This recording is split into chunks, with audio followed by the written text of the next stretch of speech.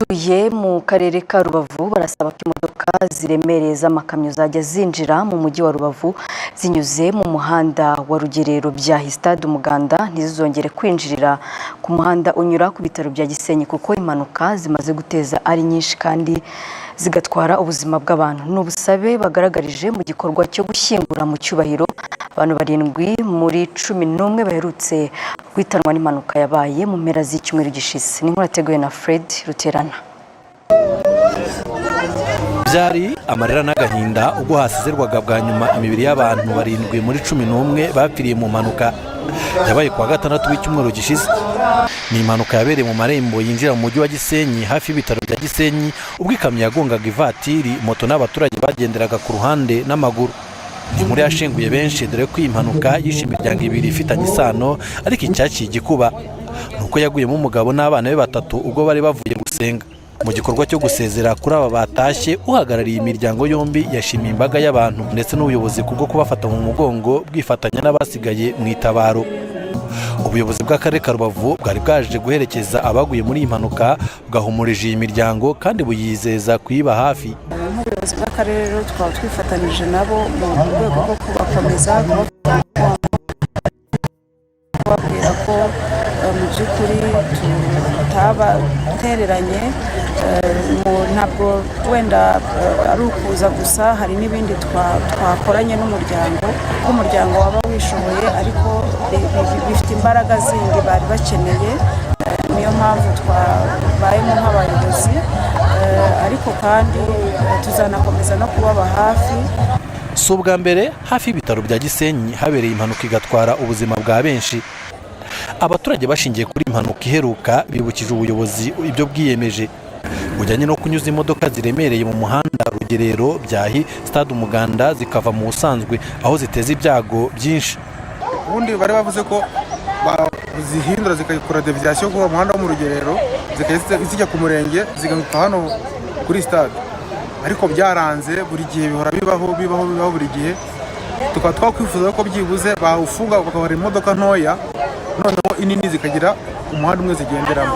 Icyo gihe ndashobora gutanga agahenge kuko uriya muhanda wawuduhindurira, kuko uriya muhanda uramara abantu benshi, uramara abashoferi, uramara abaturage, uramara abantu. Mwaduhindurira umuhanda, niba uriya muhanda bawufunga bagatwerekeza uriya muhanda wa ruguru uca ruguru, kuko uyu muhanda wanga ukoze nabi bishoboka. Kuri iki cyifuzo cy'abaturage, ubuyobozi bw'akarere bwavuze ko hakiri inzitizi mu muhanda mushya kuko naho byagaragaye ko hari aho ubangamiye imigendere y'amakamyo. Hategerejwe ko RTDA ikuraho inzitizi zagaragaye amakamyo agatangira kuhanyura.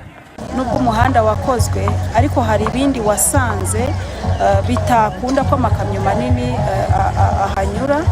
Hari ibyapa bitarajyamo birumvikana, hariya umuhanda utangirira winjirira mu Rugerero ku murenge.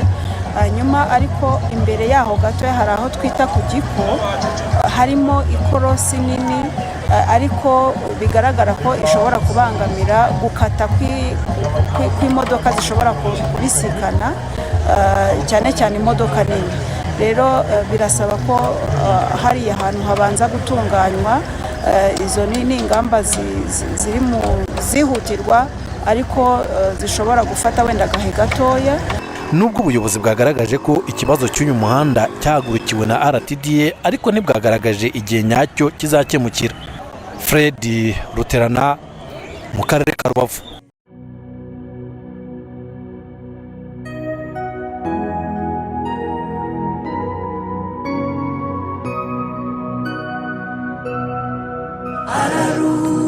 Ararutse inshuti ya Yesu, arukiye mu gituza cye, asinziriye mu rukundo rw'Imana. Ararutse, ararutse.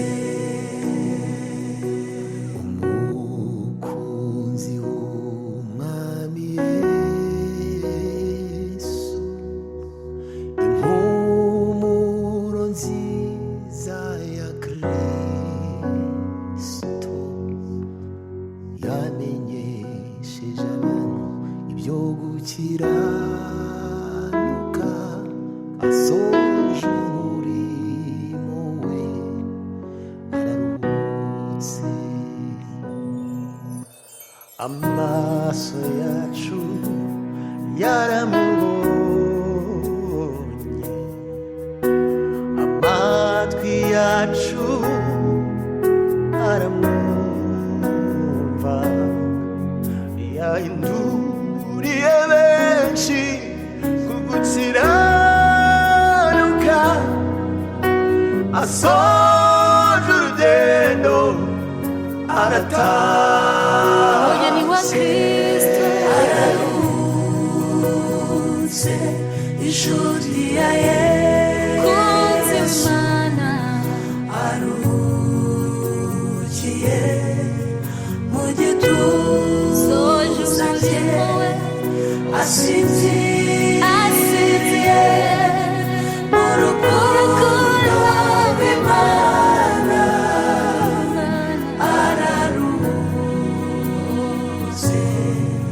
Araruhutse ubuzima bwe n'ubutumwa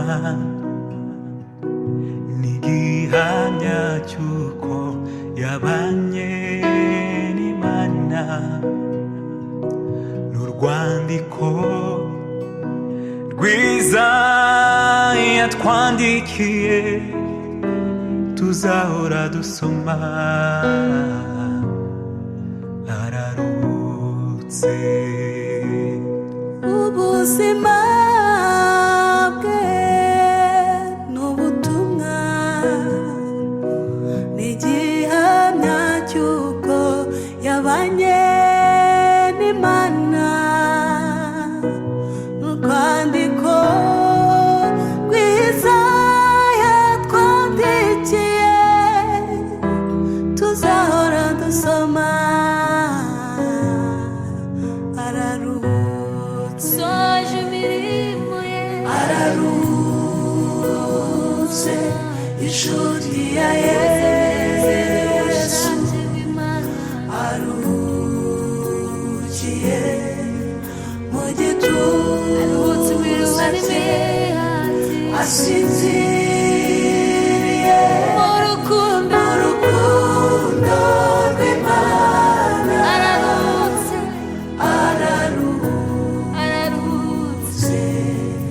Araruhutse, nubwo amarira atemba ku maso yacu, imitima yacu irimbana n'ijuru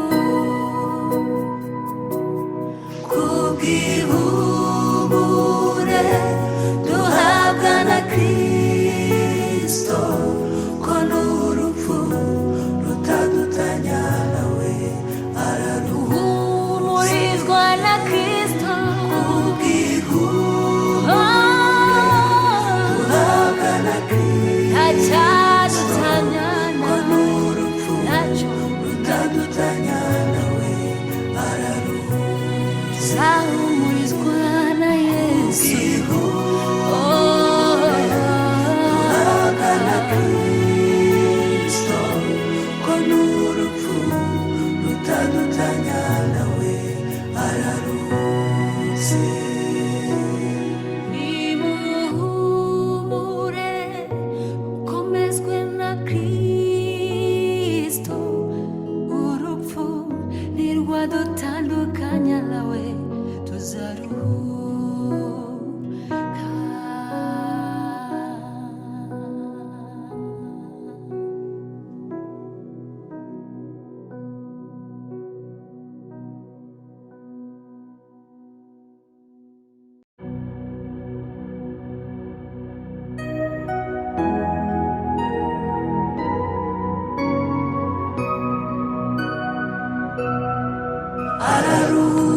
Araruhutse, inshuti ya Yesu aruhukiye mu gituza cye, asinziriye mu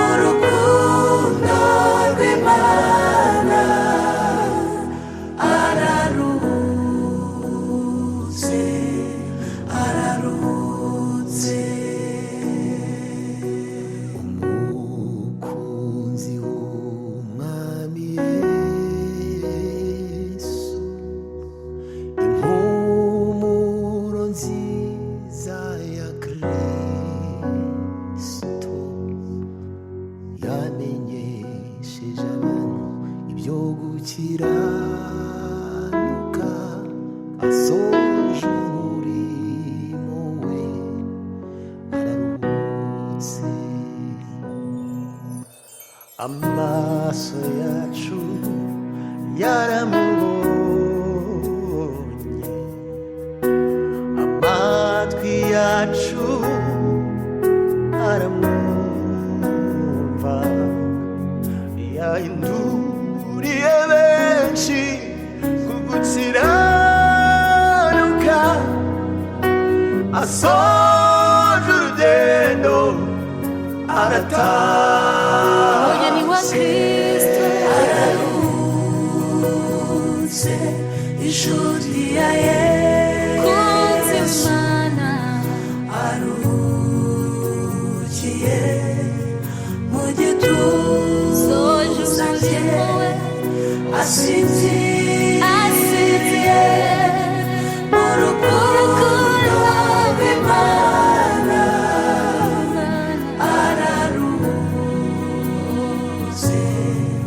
Araruhutse ubuzima bwe n'ubutumwa,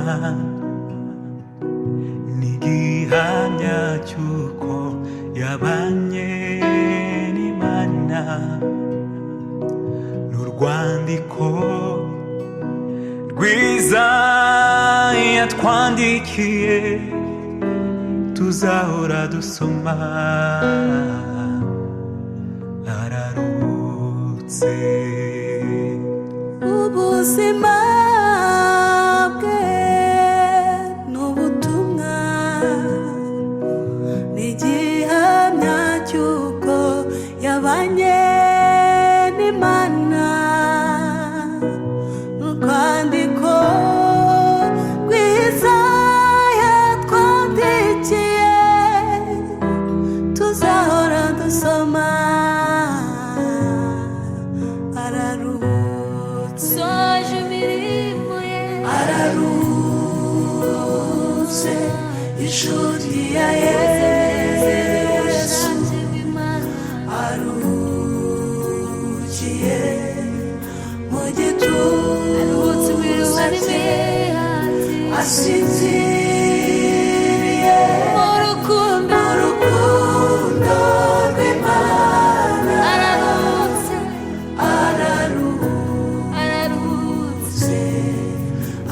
Araruhutse nubwo amarira atemba ku maso yacu, imitima yacu irimbana n'ijuru, kubw'ihumure duhabwa na Kristo, ko n'urupfu rutadutanya nawe. Araruhumurizwa na Kristo, duhabwa na Kristo, ntacyadutanya n'urupfu rutadutanya nawe. Araruhumurizwa na Yesu,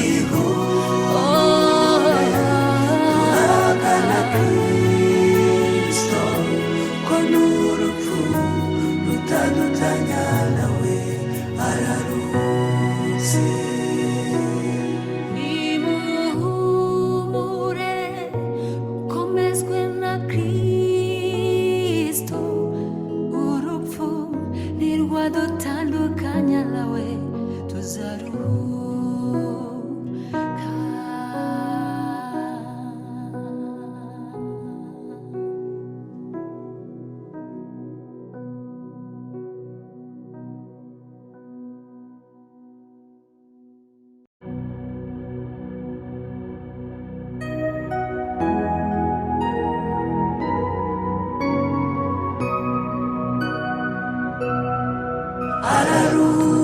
Araruhutse, inshuti ya Yesu aruhukiye mu gituza cye, asinziriye mu rukundo rw'Imana. Araruhutse, araruhutse.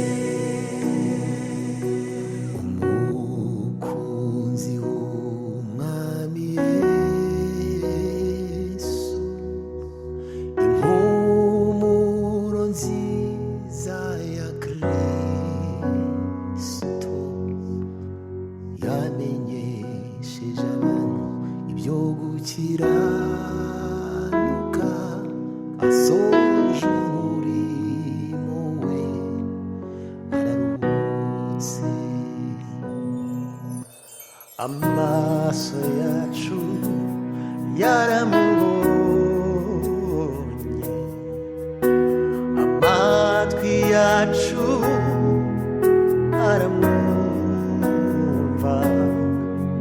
yahinduriye benshi kugukiranuka, asoje urugendo arataha.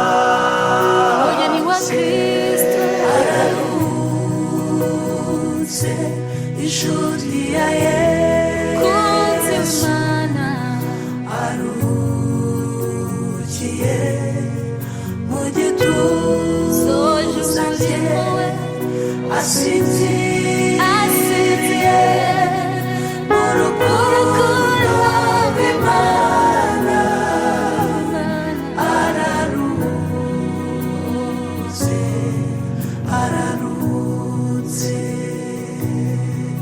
ubuzima bwe n'ubutumwa n'igihamya cy'uko yabanye n'Imana, n'urwandiko rwiza yatwandikiye tuzahora dusoma. Araruhutse. Ubuzima bwe n'ubutumwa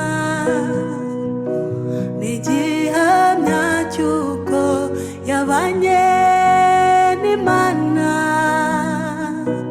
n'urwandiko rwiza yatwandikiye tuzahora dusoma.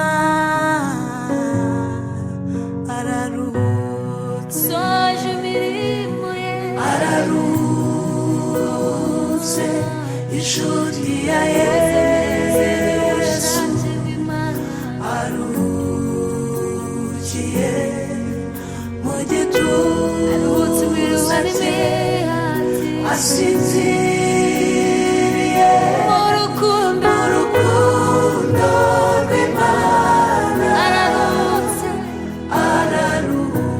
Araruhutse,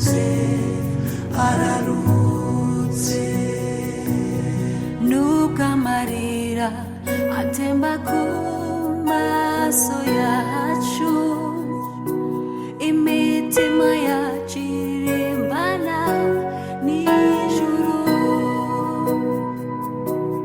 kubw'ihumure duhabwa na Kristo, ko n'urupfu rutadutanya nawe. Araruhumurizwa na Kristo, duhabwa na Kristo, ntacyadutanya ko n'urupfu rutadutanya nawe. Araruhumurizwa na Yesu,